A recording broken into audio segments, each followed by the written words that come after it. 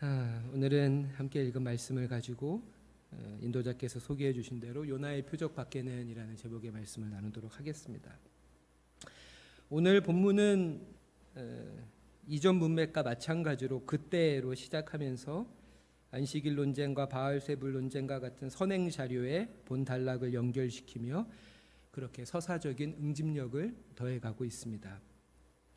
이전의 논쟁들은 손 마른 자나 귀신 들려 눈 멀고 말 못하는 자와 같이 고통 가운데 있는 이를 치유하고 회복하신 일에서 비롯된 것이었습니다. 이는 모두 나사렛 예수가 율법과 선지자들이 약속한 메시아이며 또한 하나님 나라가 이 땅 가운데 도래한다는 것을 보증하는 확실한 표적들임에도 바리새인들은 그 과정에서 사람의 전통인 안식일 세부 규례를 위반했다거나 심지어 귀신의 힘을 빌어 행한 부정한 마술에 불과하다며 그 행위뿐 아니라 행위자를 모욕합니다. 이는 누군가 표지판을 고의로 훼손해 목적지를 찾는 이로 하여금 헤매이게 하는 것처럼 자신뿐 아니라 다른 사람의 눈과 귀까지 가리우는 악한 일입니다. 그리고 이어지는 오늘 본문은 더욱 교묘해진 주님을 향한 적대자들의 연속되는 세 번째 공격이 담겨 있습니다. 38절을 제가 다시 한번 읽겠습니다. 그때 서기관과 바리새인 중 몇 사람이 말하되 선생님이여 우리에게 표적 보여주시기를 원하나이다.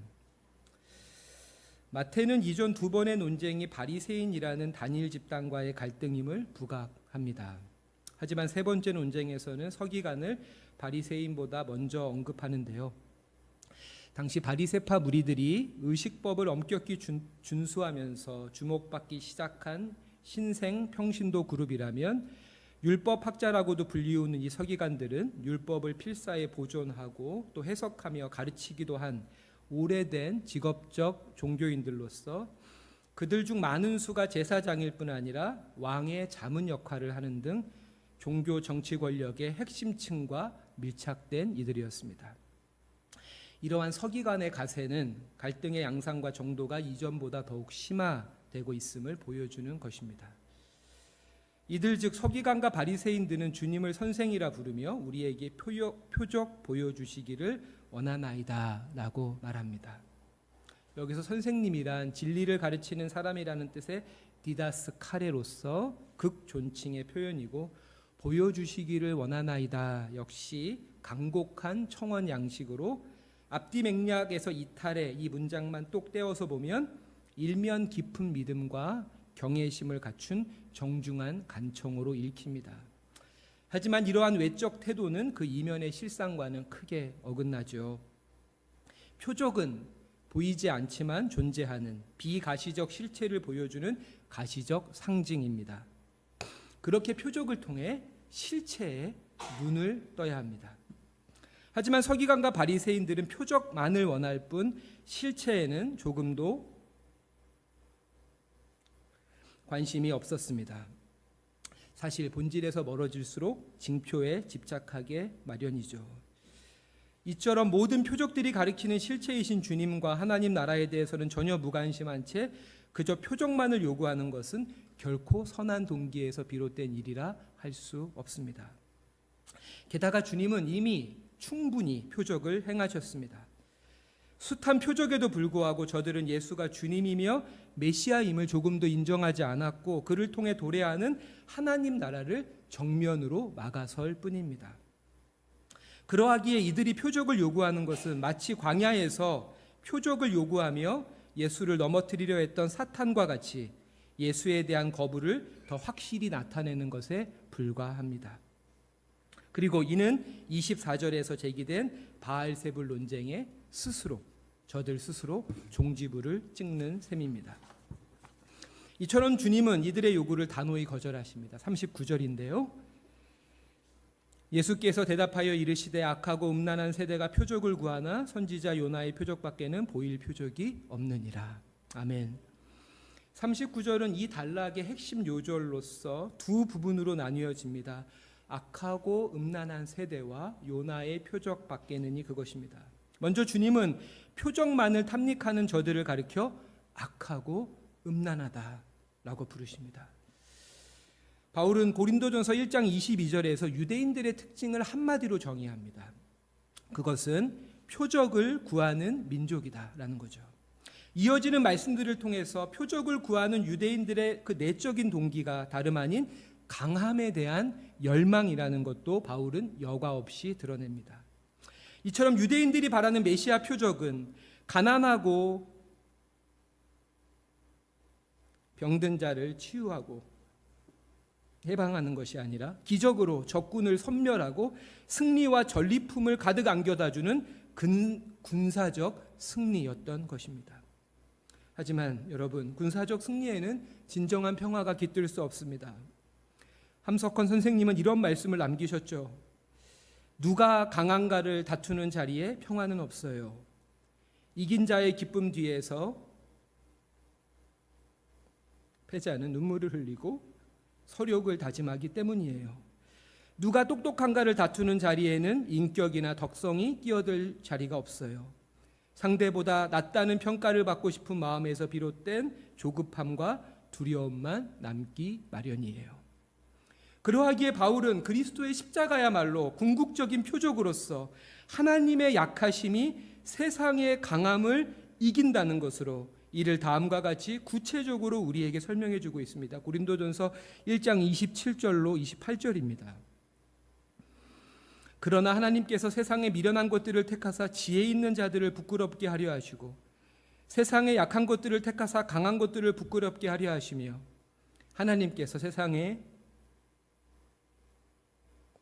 천한 것들과 멸시받는 것들과 없는 것들을 택하사 있는 것들을 폐하려 하시나니. 아멘.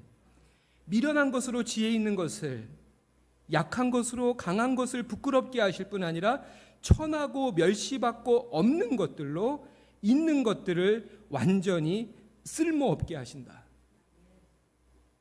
이처럼 악하고 음란한 세대라는 책망은 겉으로는 하나님의 자비와 정의를 말하면서도 불의한 권력과 무자비한 폭력을 숭배하는 서기관과 바리새인들을 꾸짖는 것이며, 또한 약함의 상징인 십자가를 내걸면서도 강함과 명성에 사로잡혀 있는 오늘날의 교회와 그리스도인들의 왜곡되고 변질된 신앙을 나무라는 것입니다. 그렇다면 어떻게 해야 우리의 본성뿐 아니라 우리 사회문화 깊숙이 자리한 강함에 대한 추앙과 추종을 극복하고 그리스도를 본받아 온유하고 겸손한 자로 하나님의 평화를 전하며 살아갈 수 있을까요? 이 물음을 가지고 이어지는 말씀에 주목해 보아야 합니다. 주님은 표적을 요구하는 서기관들을 악하고 음란한 세대라 단죄하시며 너희들에게 보일 표적은 요나의 표적밖에 없다고 말씀하십니다. 자그마치 800년 전에 요나의 표적을 상기해 보라는 주님의 진짜 의도는 무엇일까요? 그리고 이것을 오늘 우리는 어떻게 받아들여야 할까요? 40절부터 42절입니다. 제가 한번 읽겠습니다. 요나가 밤낮 사흘 동안 큰 물고기 뱃속에 있었던 것 같이 인자도 밤낮 사흘 동안 땅속에 있으리라. 심판 때에 니느웨 사람들이 일어나 이 세대 사람을 정죄하리니 이는 그들이 요나의 전도를 듣고 회개하였음이거니와 요나보다 더 큰 이가 여기 있으며 심판 때에 남방 여왕이 일어나 이 세대 사람들을 정죄하리니 이는 그가 솔로몬의 지혜로운 말을 들으려고 땅 끝에서 왔음이거니와 솔로몬보다 더 큰 이가 여기 있느니라. 아멘. 방금 읽은 40절로 42절에서 언급된 세 가지 사건을 요나의 표적이 가리키는 각각의 의미들로 받아들여서는 안 됩니다. 표적은 기계적이지 않고 인격적이기에 요나서에 기록된 그의 생애 전반을 살펴보면서 개별 사건들 이면에 흐르는 하나의 통일된 주제를 통해 요나의 표적을 이해해야 합니다. 기원전 8세기 북이스라엘은 당시 최강대국이었던 아수르의 위협 앞에 풍전등화와 같은 상황이었습니다. 그때 하나님께서 요나를 부르시고 아수르의 수도 니느웨로 가라고 명하시죠. 가서 저들의 악독이 여호와 앞에까지 상달되었음을 알게 하라는 것입니다. 그때 요나는 펄쩍 뛰면서 하나님의 부르심에 거절하죠. 행여나 저들이 그 죄에서 돌이켜 구원을 얻는 꼴을 차마 눈뜨고는 볼 수 없었기 때문입니다. 그래서 그는 느니웨와는 정반대 방향에 있는 다시스로 가기 위해 욥바로 향합니다. 여기에 흥미로운 표현이 등장합니다. 내려간다는 뜻의 야라르입니다. 요나는 다시스로 가기 위해 욥바로 내려갔고 우리말로는 배에 올랐다고 번역되지만 원어로는 야라르, 배로 내려갔다라고 기록이 됩니다. 그리고 5절에 보면 배에 타서도 그 빛의 배의 가장 맨 밑 선실로 또 내려갑니다. 요나는 의도적으로 야라르라는 동사를 3번 반복하면서 이것들이 여호와의 얼굴을 피하기 위한 적극적인 행동이었음을 말하고 있습니다. 여호와의 낯을 피한다는 문구는 창세기 3장에 선악과 명령을 위반한 이야기에 처음 등장하면서 모든 죄와 악의 뿌리가 바로 자비와 정의의 하나님을 멀리하는 데에서 비롯됨을 성서는 한결같이 증언하고 있습니다. 이처럼 요나는 하나님을 피해 멀리 달아납니다. 하지만 하나님은 그 요나를 끝까지 찾으십니다. 그 하나님의 외사랑이 시편 139편에 잘 기록되어져 있습니다. 139편 7절 8절인데요. 우리 같이 한번 읽어볼까요? 시작. 당신 숨결을 피해 어디로 가리이까? 당신 얼굴을 피해 어디로? 하늘 저승에 누워도 거기 또한 계시나이다. 이 시편 139편은 이렇게 시작을 합니다. 139편 1절인데요. 주님, 당신은 저를 살펴보시고 잘 아시나이다. 아멘. 여기서 살펴보신다로 번역된 하카르는 잃어버린 것을 찾기 위한 온갖 노력을 뜻하는 단어입니다. 이처럼 요나의 생애가 보여주는 표적은 그 지으신 모든 사람과 함께 하시기 위해서 그들을 찾으시는 하나님의 사랑입니다.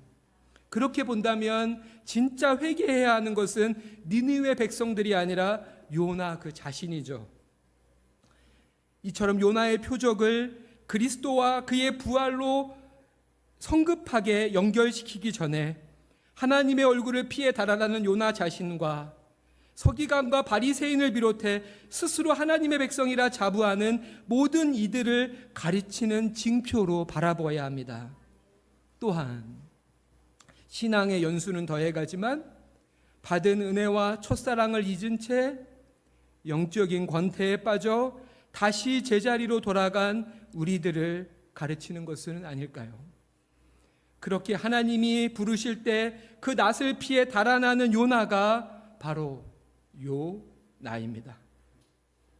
말씀을 마무리하겠습니다.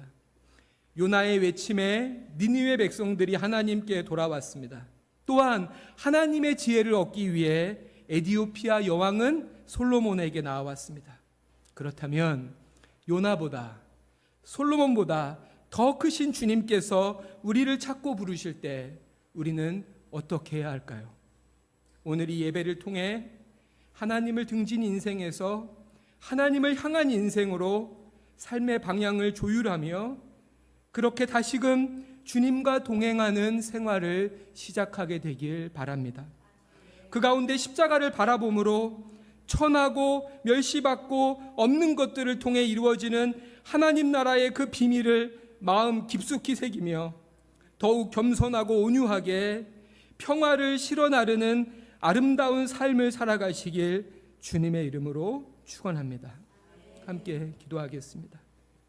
우리 이 시간에 잠시 들은 말씀 기억하면서 거듭의 기도를 드리도록 하겠습니다.